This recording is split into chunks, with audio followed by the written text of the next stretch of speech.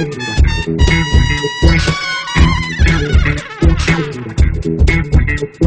may have heard that there's this new disease threat, NDM-1.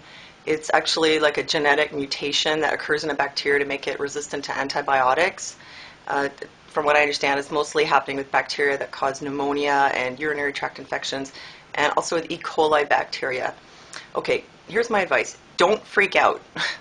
Because, you know, the powers that be are always trying to keep you scared and make you think there's this big threat of disease that's going to wipe out mankind. From what I understand, there's been like 37 cases in Asia. We have what, like 6.5 billion people on the planet? You know, antibiotic resistance is not anything new.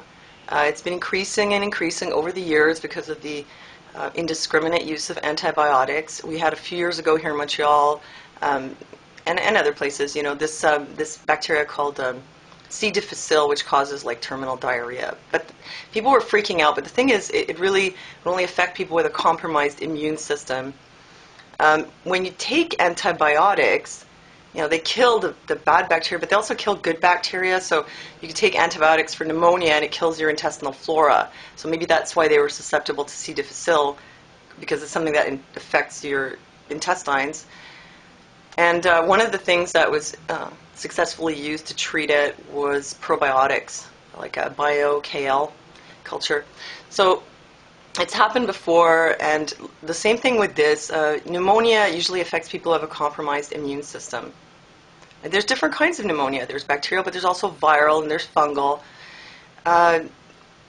Urinary tract infections, you can treat that with cranberry extract pills.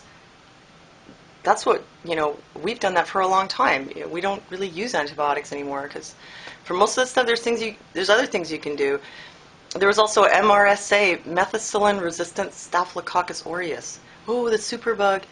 Well, you know, it turns out that like there are alternative ways to treat these things. I'm not giving medical advice here, but I'm just saying antibiotic-resistant bacteria have been around for a long time, and this is bound to happen, because naturally they adapt in some way to the antibiotics.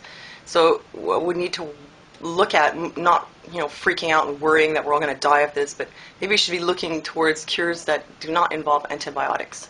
You know, some people say for pneumonia that colloidal silver with an inhaler can kill bacteria in your lungs. You know, I can't vouch for that, but another one is Pseudomonas infection in a skin, like in sores and things like that.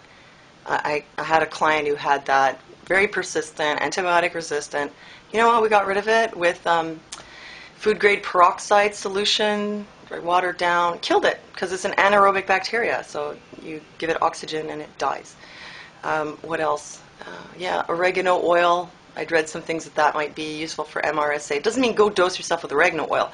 Point is, just that there's a lot of things out there that can be used to treat disease besides antibiotics.